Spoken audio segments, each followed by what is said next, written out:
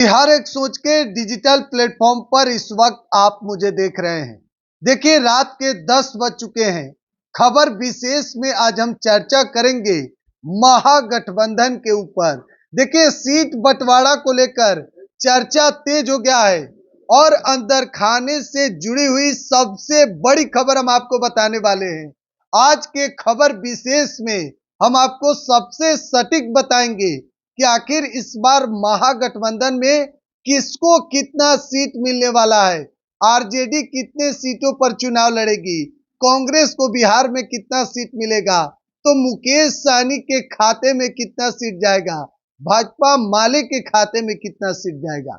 लेकिन इससे पहले अगर हम चर्चा करें साल 2020 के विधानसभा चुनाव को लेकर, देखिए 2020 के विधानसभा चुनाव में आरजेडी सबसे बड़ी पार्टी बनी थी। बिहार विधानसभा के हैसियत से 75 विधायक आरजेडी के पार्टी के जीतकर विधानसभा में पहुंचे थे।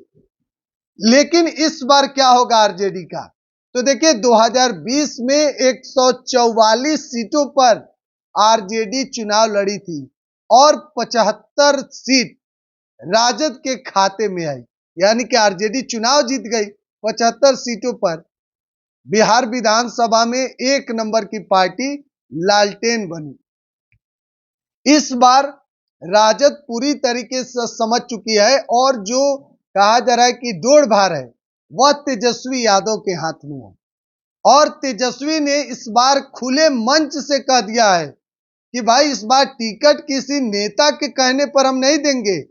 इस बार टिकट मिलेगा सर्वे कराने के बाद कि जनता के बीच में कौन रहता है, जनता के बीच का कौन नेता है, और किसी नेता को फोन करने के बाद टिकट इस बार नहीं मिलेगा, यानी कि पैरवी से काम नहीं चलने वाला है। इस बार तेजस्वी यादव ने कहा कि टिकट हम ठोक ठका कर देंगे, ठोक बजा कर देंगे। अब चर्चा तेज हो गई है आरजेडी खेमे में। देखिए, जो जीते हुए विधायक हैं वह भी चर्चा कर रहे हैं और जो हारे हुए हैं वह भी चर्चा कर रहे हैं कि भाई क्षेत्र में जनता परिक्रमा कीजिए, नेता परिक्रमा करने से काम नहीं चलने वाला है।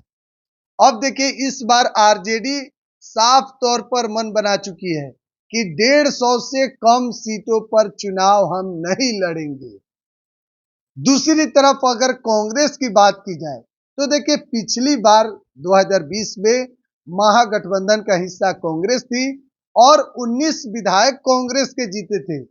लेकिन 70 सीटों पर जहां कांग्रेस चुनाव लड़ी थी और मात्र 19 सीट कांग्रेस जीत पाई।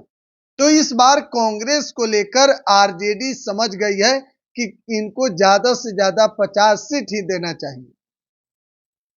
देखिए, भले ही देश लेवल पर बात कीजिए तो कांग्रेस बड़ी पार्टी है, लेकिन बिहार में आरजेडी जो रीजनल पार्टी है यानी कि क्षेत्रीय, वह सबसे बड़ा दल है। महागठबंधन के घटक दल में सबसे बड़ी पार्टी आरजेडी है और कांग्रेस को इस बार 50 सीट लगभग मिलने जा रहा है। देखिए, उसके बाद मुकेश सहनी जो 2020 में महागठबंधन का हिस्सा थे, लेकिन सीट बंटवारा के समय मुकेश सहनी एनडीए के साथ चले गए और एनडीए ने मुकेश सहनी को 11 सीट दिया था। 4 विधायक मुकेश सहनी के पार्टी के जीते थे।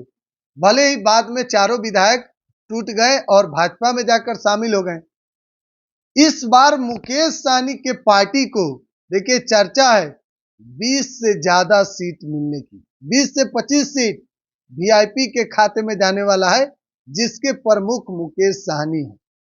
अब देखिए, अगर भाजपा माले की अगर हम बात करें सीपीआईएम और सीपीआईएमएल की, तो 2020 में महागठबंधन में सबसे बेहतरीन स्ट्राइक रेट किसी का था तो वह भाजपा माले ही था, यानी कि सीपीआईएमएल। देखिए, 19 विधायक उनके पार्टी के जीते थे, सबसे बेहतरीन स्ट्राइक रेट था।